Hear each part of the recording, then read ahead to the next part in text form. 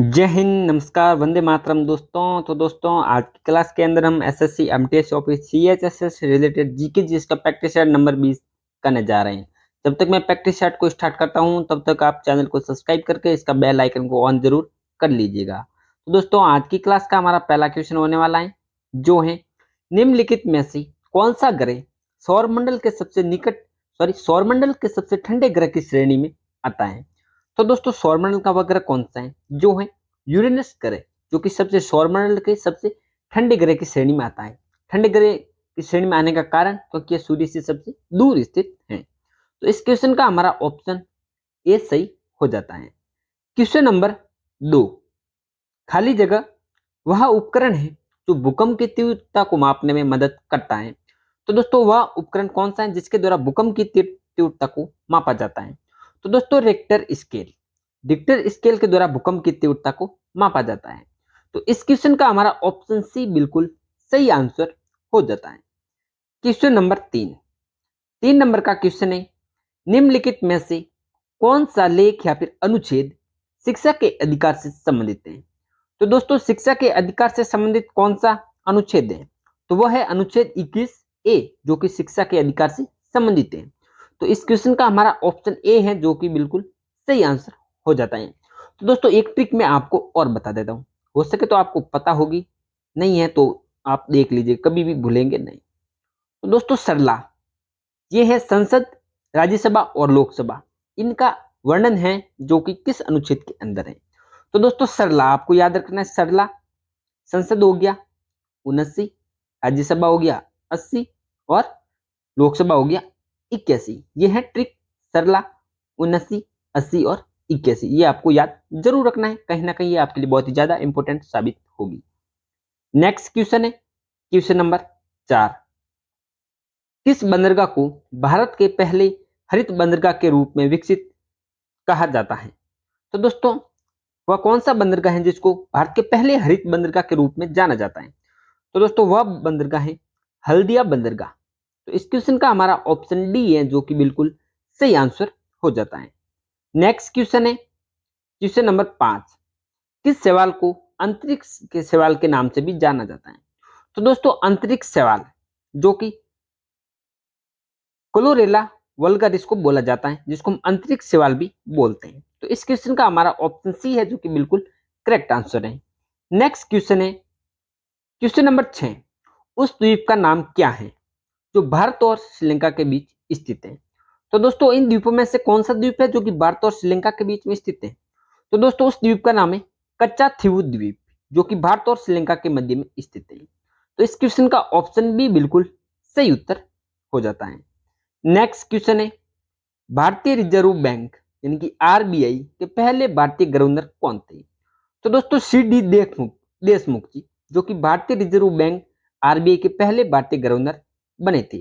तो इस क्वेश्चन का हमारा ऑप्शन ए है, जो कि सही उत्तर हो जाता है। नेक्स्ट है, निम्नलिखित में से किस वर्ष मणिपुर राज्य को अपनी पूर्ण आजीविका या फिर स्वतंत्रता प्राप्त हुई थी? तो दोस्तों इसका आंसर हो जाएगा ऑप्शन डी, यानी कि 21 जनवरी 1972 के अंदर मणिपुर राज्य को अपनी पूर्ण आजीविका प्रदान हुई थी।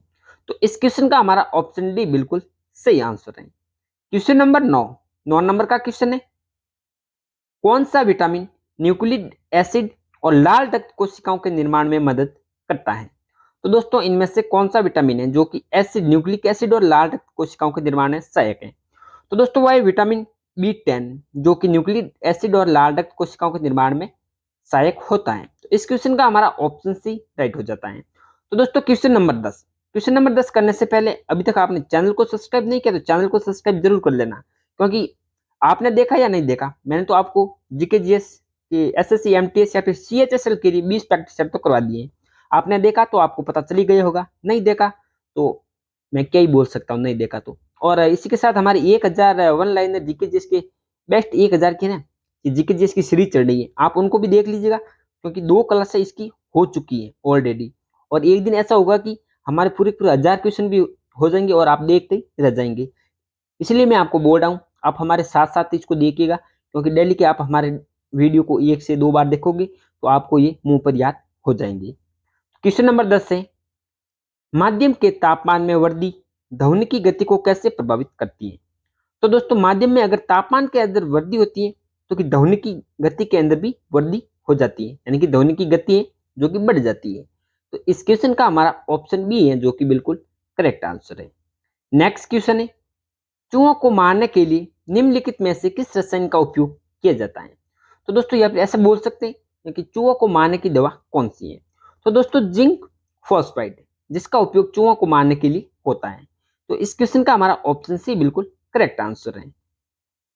क्वेश्चन नंबर 12 नंबर का क्वेश्चन है, ये नीचे दे रखे हैं भारतीय राज्य या केंद्र शासित प्रदेश और उनकी राजधानियां हैं, निम्नलिखित में से कौन सी बेमेल जोड़ी है या फिर जो जोड़ी सही नहीं है उसका आपको चयन करना है। तो दोस्तों इनमें से कौन सी है?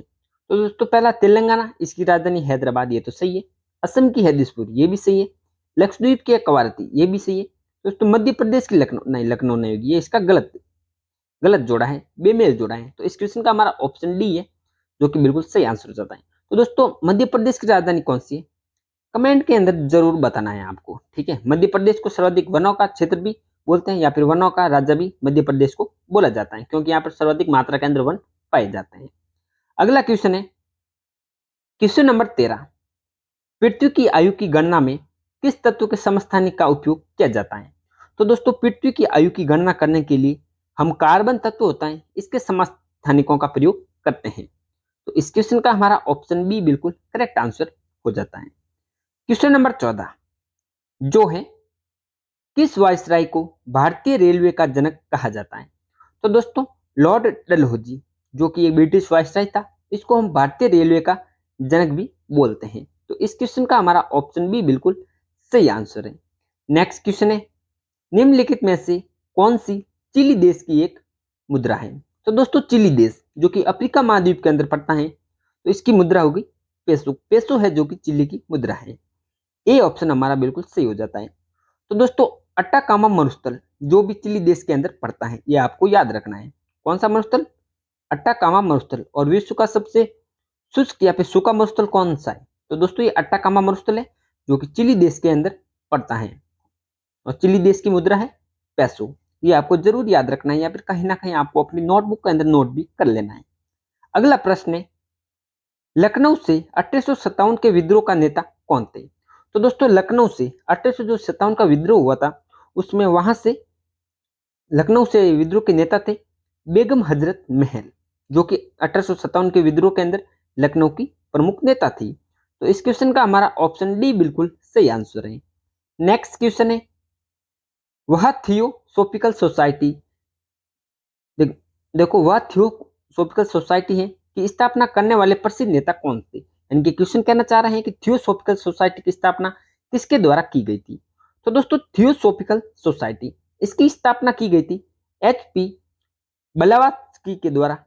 थियोसोफिकल सोसाइटी की स्थापना की गई थी। तो दोस्तों इसका थोड़ा नाम ही अजीब है, तो थोड़ा प्रोनाउंस करने में थोड़ी प्रॉब्लम हो रही है, तो आप इसको अंडरस्टैंड कर लीजिएगा। तो इस क्वेश्चन का हमारा ऑप्शन सी है जो कि एकदम सही उत्तर है, यानी कि HP ब्लावात्स्की इसका एकदम सही नाम है। तो अगला प्रश्न है, क्वांटम थ्योरी ऑफ रेडिएशन का आविष्कार किसने किया था? तो दोस्तों क्वांटम थ्योरी ऑफ रेडिएशन का आविष्कार है जो कि वैज्ञानिक प्लैंक के द्वारा किया गया था। तो हमारा ऑप्शन बी इसका बिल्कुल सही आंसर होता है। अगला प्रश्न है, विश्व का सबसे बड़ा पठार कौन सा है? तो दोस्तों तिब्बत का पठार या फिर तिब्बती पठार, जो कि विश्व का सबसे बड़ा पठार है। तो इस क्वेश्चन का ऑप्शन डी बिल्कुल करेक्ट आंसर हो जाता है। नेक्स्ट क्वेश्चन है क्वेश्चन नंबर 20। दोस्तों आज क्वेश्चन नंबर 20 पर आ चुके हैं। एक बार फिर बोल रहा हूँ, चैनल को सब्सक्राइब नहीं किया तो सब्सक्राइब कर देना, और लाइक नहीं किया तो लाइक जरूर कर देना, हो सके तो शेयर भी जरूर कर देना। 20 नंबर का क्वेश्चन है, निम्नलिखित तत्वों में से कौन सा तत्व हवा में एक प्रमुख अनुपात में मौजूद है? तो दोस्तों वह तत्व है नाइट्रोजन तत्व, जो कि हवा में एक प्रमुख अनुपात के अंदर मौजूद रहता है। तो इस क्वेश्चन का हमारा ऑप्शन बी बिल्कुल सही आंसर है। क्वेश्चन नंबर 21 नंबर का क्वेश्चन है, निम्नलिखित में से किस देश की राजधानी बैंकॉक है और रबर का प्रमुख उत्पादक भी है? तो दोस्तों वह कौन सा देश है जिसकी राजधानी बैंकॉक है? तो थाईलैंड। थाईलैंड देश की राजधानी जो कि बैंकॉक है, और थाईलैंड है जो कि रबर का एक प्रमुख उत्पादक शहर भी है। क्वेश्चन नंबर 22 जो है, चट्टाल में जो चट्टानें होती है ना उसके अंदर उत्तल होता है, उत्तल को क्या कहा जाता है? तो दोस्तों चट्टानों के अंदर जो उत्तल होता है ना उसको हम एंटीलाइन के नाम से भी जानते हैं।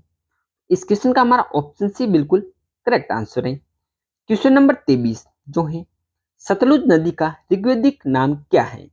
तो दोस्तों सतलुज नदी इसको हम ऋग्वेद के अंदर शतुद्री नदी के नाम से भी जानते हैं। तो दोस्तों ऋग्वेद की सबसे पवित्र नदी कौन सी है? जो है सरस्वती नदी है ऋग्वेद की सबसे पवित्र नदी। और इसके अंदर गंगा का उल्लेख हुआ है। कितनी बार हुआ है गंगा का उल्लेख? गंगा का उल्लेख हुआ है एक बार। यमुना का कितनी हुआ है? यमुना का शायद 2 बार हुआ है। और सर्वाधिक उल्लेख हुआ है सिंधु नदी का। ये आपको जरूर जरूर याद रखना है। तो इस क्वेश्चन का हमारा ऑप्शन डी बिल्कुल सही आंसर हो जाता है। क्वेश्चन नंबर 24 नंबर का क्वेश्चन है, इटली की राजधानी रोम है, निम्नलिखित में से किस नदी के तट पर स्थित है?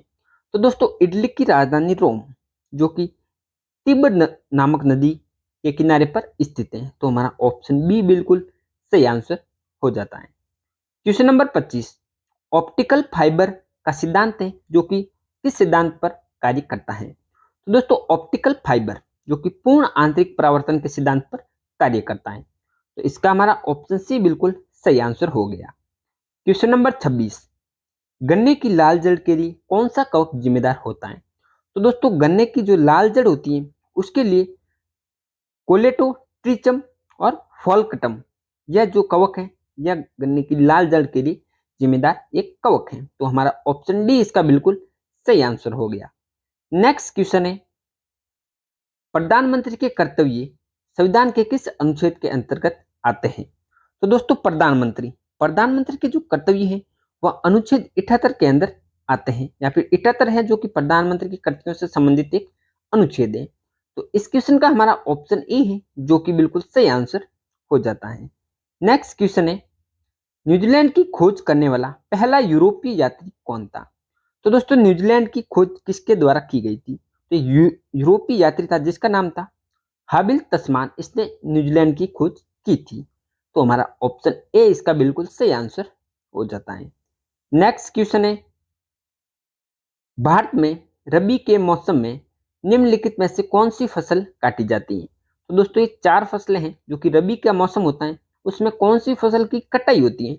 ये क्वेश्चन आपको थोड़ा सा घुमाकर दे दिया गया है। तो दोस्तों इस क्वेश्चन का राइट आंसर हो जाएगा वह फसल है गेहूं। तो इस क्वेश्चन का हमारा ऑप्शन बी बिल्कुल करेक्ट आंसर हो जाएगा। आज की क्लास का हमारा लास्ट क्वेश्चन है जो है, बुलेट प्रूफ खिड़कियों में किस फाइबर का प्रयोग किया जाता है? तो दोस्तों जो भी बुलेट प्रूफ खिड़कियां होती हैं उसके अंदर पॉलीकार्बोनेट फाइबर का उपयोग होता है। तो दोस्तों आज की क्लास के अंदर हमने कुल 30 क्वेश्चन किए। इनमें से आपका कितना स्कोर रहा ये आप कमेंट के अंदर जरूर बताना है। और अगर आपको क्लास पसंद आई तो आप इसको लाइक कर देना। अगर समझ में नहीं आई तो एक बार और देख लेना, ये क्वेश्चन आपको याद हो जाएंगे। एक बार भी नहीं होगा तो 2-3 बार देख लेना, आपको ये क्वेश्चन आराम से याद हो जाएंगे क्योंकि इतने डिफिकल्ट है नहीं। और हर किसी एग्जाम के अंदर ज्यादा क्वेश्चन लेंथी पूछे नहीं जाते। कम से कम 4-5 ऐसे क्वेश्चन होते हैं जो हर किसी को हार्ड लगते हैं। अगर आप हमारे भी इस चैनल को देखोगे तो 15-16 क्वेश्चन तो इजीली क्रैक कर पाओगे। और इसके अलावा आपको करंट अफेयर भी पढ़ना होता है। तो मैं तो कहता हूँ आप हमारे जो भी वीडियो पड़े हुए हैं, एक तो 1 से 20 तक जो भी आज हमारे प्रैक्टिस सेट पूरे हो चुके हैं उनको भी देखिएगा। और हम 1000 जीके जीएस के 1 लाइनर क्वेश्चन की सीरीज स्टार्ट कर रहे हैं, उनको भी देखिएगा। तो आपका आराम से पेपर इजीली क्रैक हो जाएगा और आपको करंट अफेयर साथ में पढ़ना है। तो दोस्तों हम मिलते हैं आपसे ऐसे मोस्ट इंपोर्टेंट क्वेश्चनों के साथ नेक्स्ट क्लास के अंदर।